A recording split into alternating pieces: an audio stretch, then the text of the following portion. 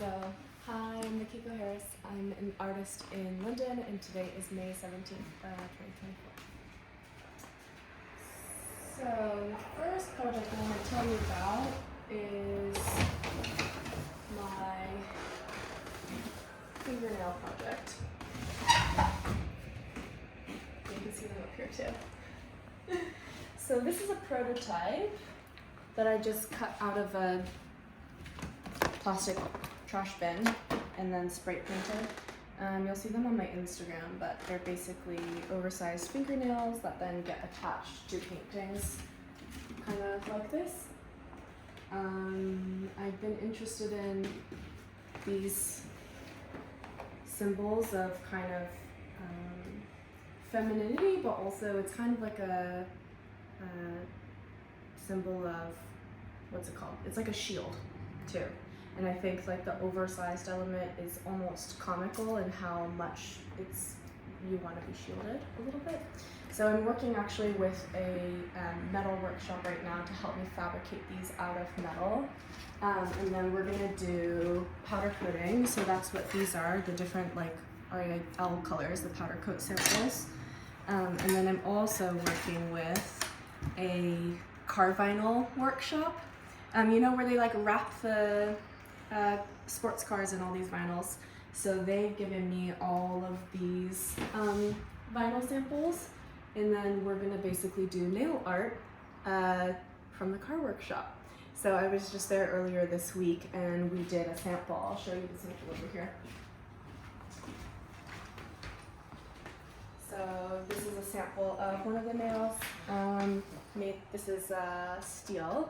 We're doing a prototype out of aluminum too to see, just to make sure that they're strong but really lightweight. And then these will be affixed to the paintings with a special like 3D printed mechanism on the back, like a magnetic mechanism that I've developed with the technicians. So I'm really excited about that. There will be more of them soon, but this is our little prototype. Then I'll talk to you about my needle sculptures. So this work you see here, this one, which is a sewing needle, and then I have a couple more on the floor here. So these are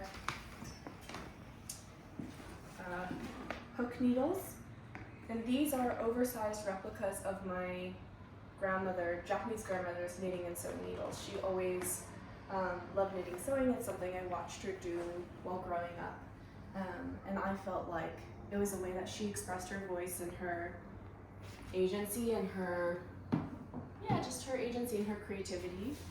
And I think similar to the nails, to me, I'm like, what happens if they become almost weapon-like, an oversized symbol of having her voice? So I've been working in metal. These are powder coated. This one's powder coated brass. This one's powder coated steel. And then the one over here is plated in brass at the top. So these I all made myself, like bent. That one was forged to cut out the part at the top. I actually have another one underneath here. So this is a knitting needle. You can see the hook at the top.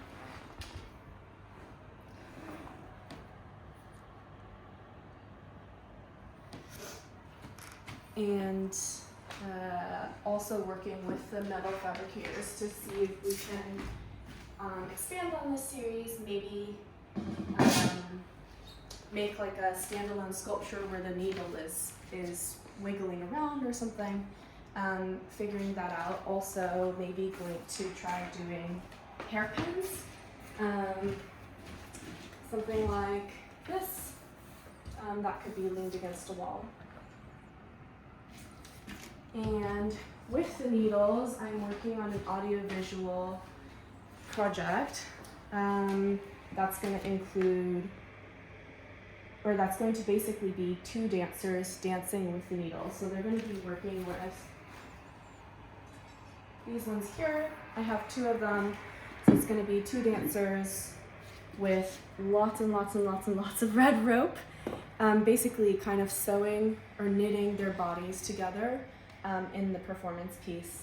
I'm also partnering with a amazing couture designer, costume designer, who is creating a corset outfit and then an epaulette piece for the other dancer out of the same red rope that's going to be going through this part. So this is an inspiration for that corset, but it would be in red. It's going to be shot against an entirely black background with a custom soundtrack that I'm working on with some other collaborators as well. And the idea is that kind of tension between belonging and being connected, but also being free. So having, you know, if the red rope kind of symbolizes that connection to your heritage and connection to each other, the two dancers would be intertwining each other, but also at the same time kind of getting tangled into knots and maybe unable to release. I feel like these pieces really come alive in relation to the body because they're meant to be kind of, I think, wielded. So I'm super excited to see how that turns out. That's going to be launching in the fall, around October. So it'll be a video piece, standalone video piece, as well as a live performance where we'll have the video and then the dancers and potentially musicians performing it live, maybe in an exhibition setting with the actual sculptures and things in the exhibition as well. And then I have kind of an ongoing painting practice. My painting practice is kind of, I work with a lot of texture. The color palette I use is supposed to reference the body primarily. So if we go over here, something that I've been doing recently is taking these photographs, which is a collaboration with a photographer, and thinking about how to abstract kind of these really, really zoomed in parts of the body, and then maybe putting on top of it like a metal plate or something like that. So there's this idea of censorship.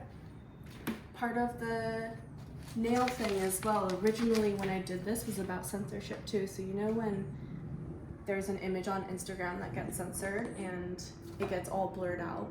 So the original painting I did was supposed to be super, super, super zoomed in, like nudes or something like that. And then they get blurred out. So this was actually one of the original paintings that the nails were on. I have to get it restretched, which is why it's just here. But this composition, just in terms of the light parts and the dark parts and the general palette, was taken from photos of flesh and then zoomed in and abstracted, and then with the nails on top of it, almost like you're holding your phone. So that's supposed to be about censorship, trying to control people's bodies, things like that. I'm just experimenting with some new materials here. So this is vinyl. I love the shininess, but it's a little bit more durable than something like silicone or latex. Some other material explorations. I'm potentially collaborating with another artist who does these beautiful silicone fabrications. So this silicone fabric is actually molded on the other artist's body. So if you look really closely, it has texture of skin. Yeah, we're still figuring out what exactly we're gonna do with this collaboration, but for now, just doing some material tests and exploration. And here, these paintings are not finished yet, in progress as well, but also supposed to be referencing the color of the body. Again, that feeling of maybe we're looking at something intimate, maybe something engorged, and zoomed in and abstracted. Part of abstraction for me is about being undefinable on purpose. I'm half Japanese and half American, and I think that there's a real freedom and not having to be really, really defined about that, because depending on what country I'm in, people really read me very differently. And so I think it reflects that identity is actually quite malleable, and I think everyone deserves a little bit of just kind of ambiguity and openness and being able to read things however they like. So in addition to the works that are purely abstract, I've started doing some works that have a little bit of the symbolism tied in. So in the past, I was welding big chains. Actually, I should get that out for you. So it was all metal work, but I'm trying to seeing what happens when I add some of those symbols into the paintings as well. So these aren't finished yet, but these are all oils and acrylic. And for me, the chain symbolizes, in some ways, love, but again, I think it's that link to your heritage, to your family, links to each other. So it's like a chain meaning links in a way. But also, I think chains have this connotation of being restrictive, so it's both. So it's, I'm thinking about calling these ghost notes or something like that, because it's these, it's what we inherit from our ancestors and our the places that we come from, and we don't always know what those things are, but there's this whole like chain linking all of humanity, really. So anyway, that's what I'm thinking about with these. They're still works in progress. I mean, you can see the outlines and stuff. In addition to the needle sculptures and some of the metal plates on the paintings, I've done some other metal work as well. So this is a gigantic chain.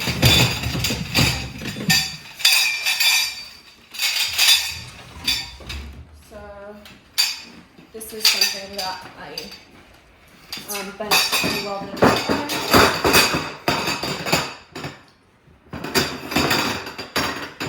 This is probably about 5 meters long. And I have a plywood panel with cutouts, slots in it. So theoretically, this piece could become a part of a 2D painting as well, similar to some of the smaller pieces that I've been testing that idea with. Another metal thing that I'm working on, I love metal, is taking some of these photographs, and I've had them redrawn into files to be appropriate for laser cut. So basically, the black lines where the stocking is would be solid, and then the skin part would be cut out. And then it would be cut out into a flat metal tray with edges, and then that tray could theoretically then go over a painting. And I think conceptually it works because it's like these fishnet stockings, which I think are quite eroticized, sexualized, become almost a, it's like it's caging the painting kind of in a way, which I think would work conceptually, but it's also kind of an armor for the painting. And I think some of these like hyper feminine things, whether it be nails or stockings or things like that, can be both, it's one and the same. I think it's both a protective mechanism, and it's also restrictive, maybe. And then I have all these just like printouts for inspiration. Things like this are what I meant when I was like, oh, what happens when it's zoomed in and then blurred out flash, and then how do I then use that as inspiration for a composition? So basically, if we just look at the light and dark parts of this could be a composition for one of the paintings, and then theoretically, the metal cutout, which isn't here with me yet, but I have videos from the technician who was working on it yesterday at the workshop. The metal piece could go over it like this, and then be bolted on the sides. So I'm working on that too.